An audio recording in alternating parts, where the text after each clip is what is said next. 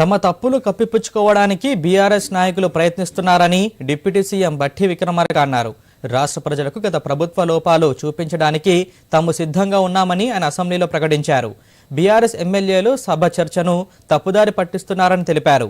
గతంలో ఇదే సభలో డబుల్ బెడ్రూమ్ ఇల్లు ఇస్తామని హామీ ఇచ్చినా వాటిని ఎందుకు నెరవేర్చలేదని ప్రశ్నించారు. సభలో కీలకమైన చర్చలు జరిగేటప్పుడు భంగం కలిగిస్తున్నారని ఆగ్రహం వ్యక్తం చేశారు. ప్రివిలేజ్ గురించి తమకు చెప్పే హక్కు బీఆర్ఎస్ కు లేదని డిప్యూటీ సీఎం తెలిపారు.